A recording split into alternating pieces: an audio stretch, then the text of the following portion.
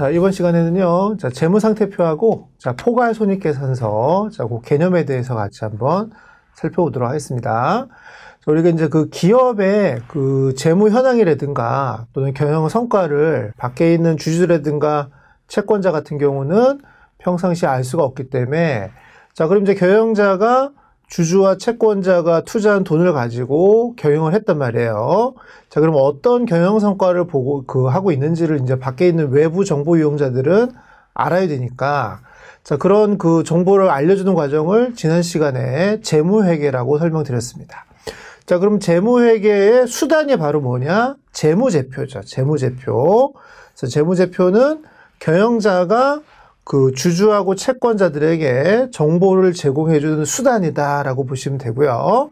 자, 근데 앞서도 설명드린 것처럼 이 재무제표는 경영자가 주관적으로 만들면 안 되고요. 자, 어떤 법규에 의해서 만들어야 되는데 그 법규를 우리가 회계 기준이다라고 설명드렸고요.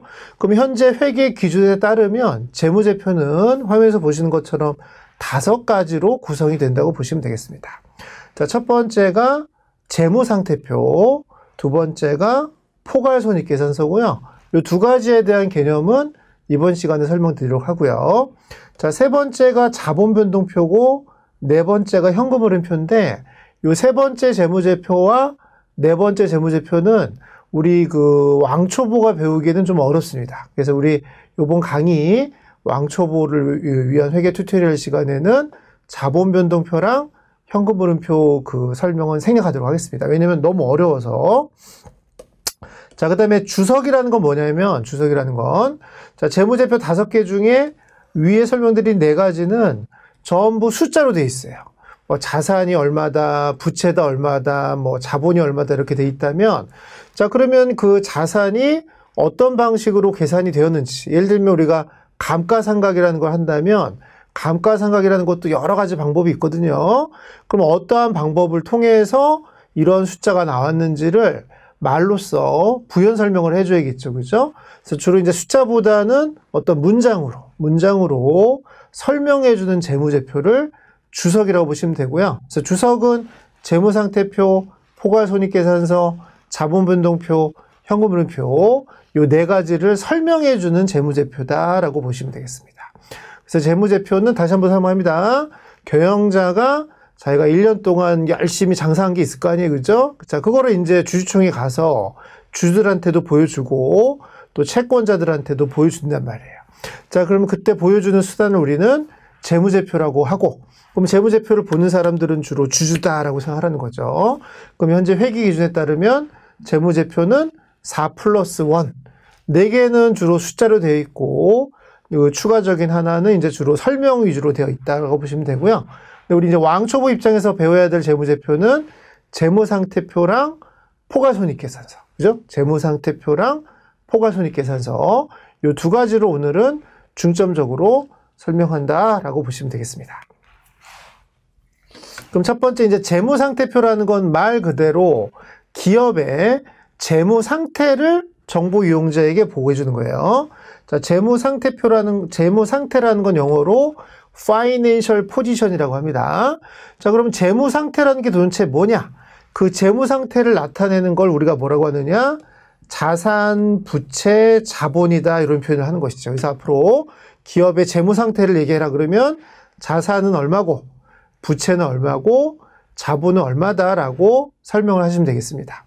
자, 조금 이따 설명드리겠습니다 하면 화면에 보시는 것처럼 요 자산의 크기와 부채와 자본을 합한 크기가 같죠. 항상 같습니다. 그래서 자산은 부채 더하기 자본과 항상 그 크기가 같게끔 만들어주는 게 우리 회계 규칙이라고 보시면 되고, 어쨌든 재무상태표는 기업의 재무상태를 정보 이용자한테 보고해주는 표인데, 재무상태가 뭐냐 이렇게 물어보면 자산, 부채, 자본이다 이렇게 얘기하시면 되겠죠. 그럼 도대체 이제 자산은 무엇이고 부채는 무엇이고 자본은 무엇이냐 이게 궁금하겠죠. 그죠? 자, 그걸 설명하도록 하겠습니다. 자, 자산 영어로 이제 asset이라고 합니다. asset. 자산은 기업이 가지고 있는 경제적 자원이라고 보시면 돼요. 경제적 자원.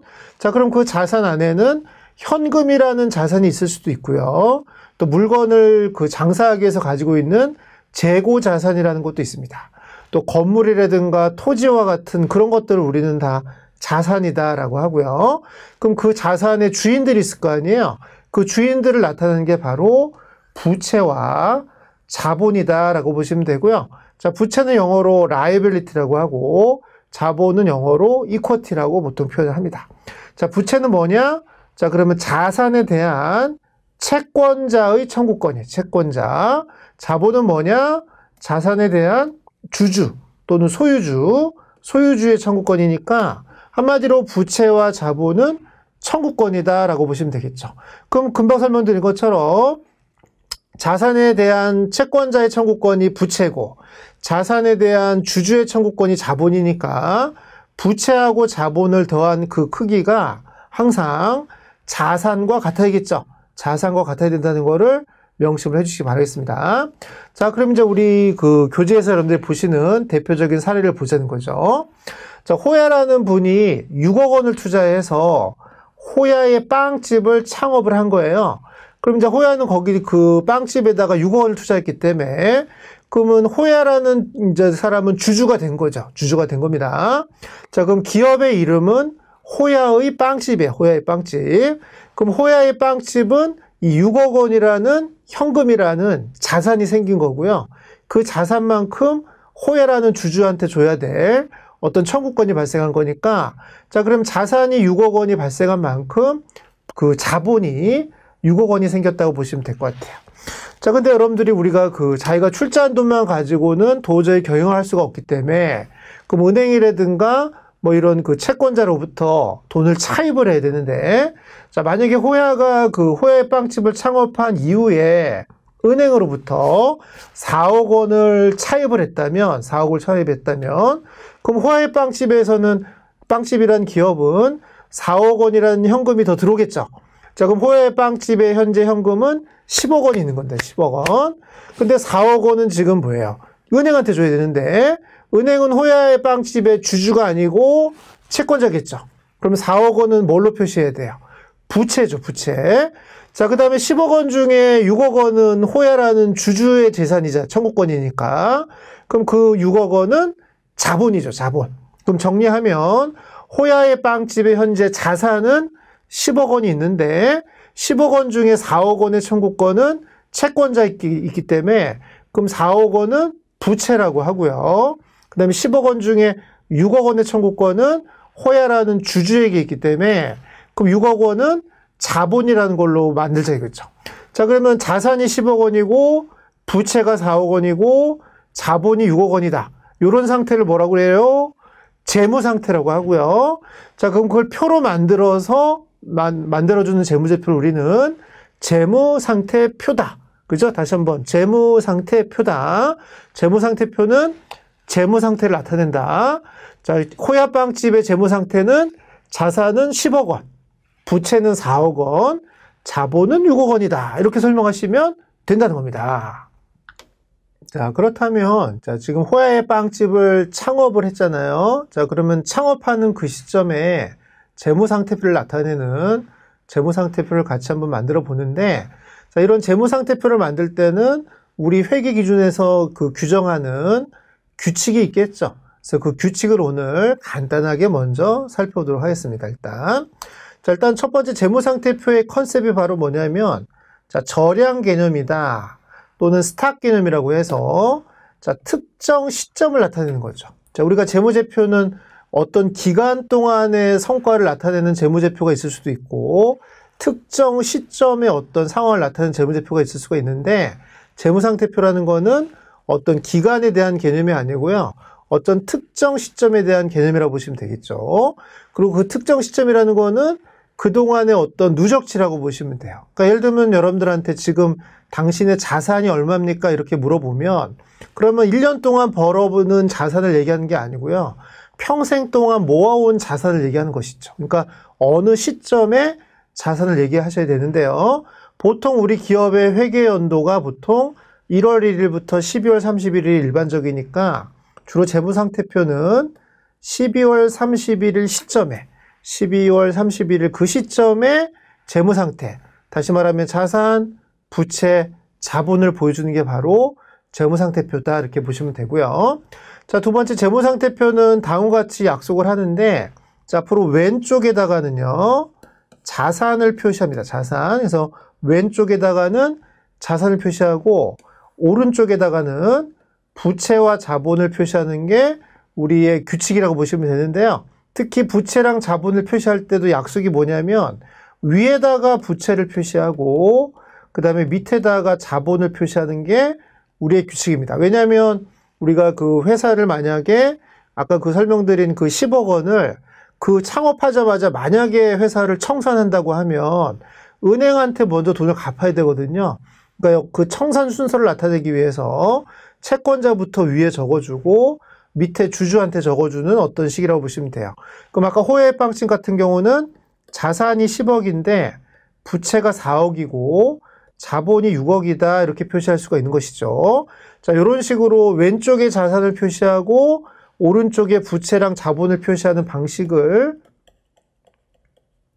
계정식이라고 해요. 계정식. 그럼 재무상태표는 계정식으로 이렇게 표시할 수도 있고요. 자, 또 다른 방식은 바로 뭐냐면 보고식이라고 해서 자, 왼쪽과 오른쪽으로 구분하지 않고 그냥 쭉 일렬로 자산, 부채, 자본 이렇게 일렬로 표시하는 방식을 보고식이라고 하는데요. 대부분의 기업들의 이제 재무제표를 여러분들이 한번 보면 재무상태표는 계정식으로 되어 있습니다. 그래서 앞으로 우리 수업 시간에 설명할 때도 재무상태표는 계정식으로 설명한다는 거를 기억을 해 주시면 되고요.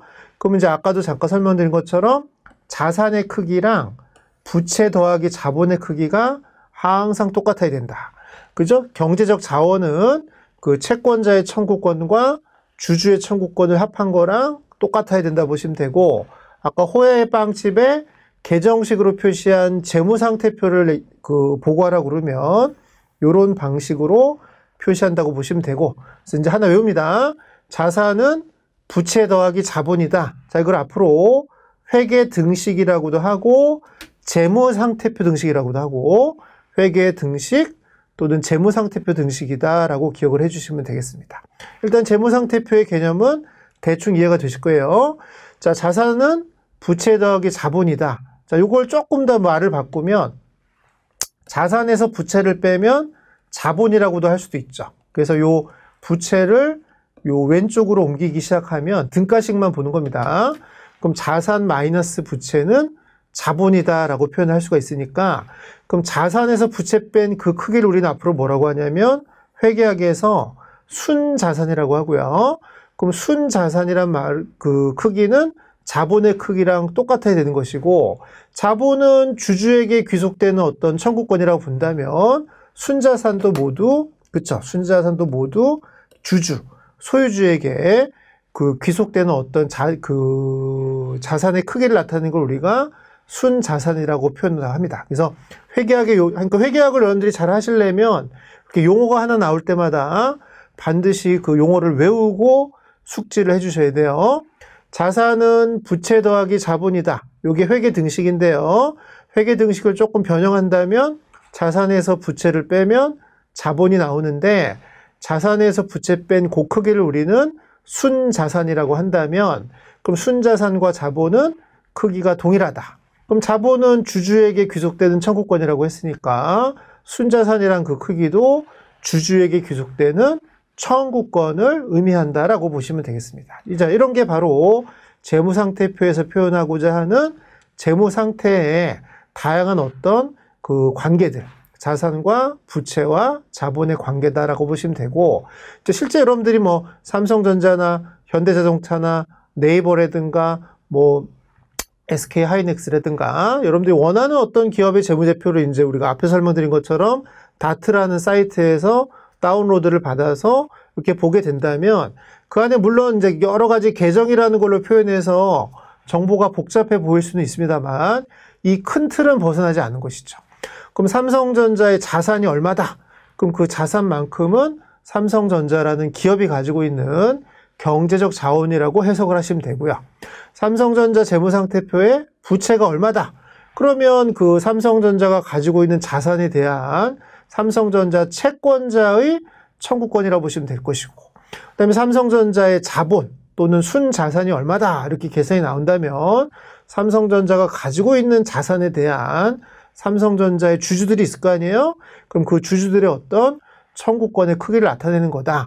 이 기본적인 개념은 변함이 없다는 겁니다. 우리가 아직 왕초 보니까 그 아주 세밀한 부분까지는 이해가 좀 떨어진다 하더라도 큰 그림은 변함이 없으니까 그렇게 조금씩 배워나가는 거예요. 그러면서 이제 삼성전자가 이해가 됐으면 SK 하이닉스를 본다든가 네이버를 본다든가 LG화학을 본다든가 여러분들이 관심이 요즘 주식 투자 여러분들이 많이 유행하니까 여러분들이 원하는 어떤 그 해당하는 주식이라면 반드시 해당되는 기업의 재무제표가 있단 말이에요.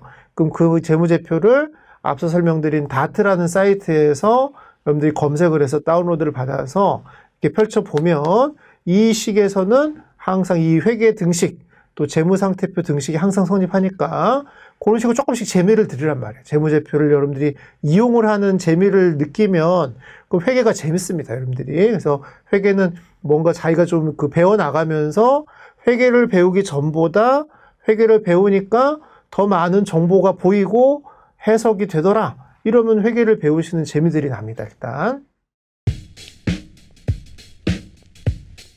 튜토리얼만으로 레벨업. 만화 왕초보를 위한 회계 튜토리얼. 만화 왕초보를 위한 회계 튜토리얼이 제안하는 회계 공부 3단계.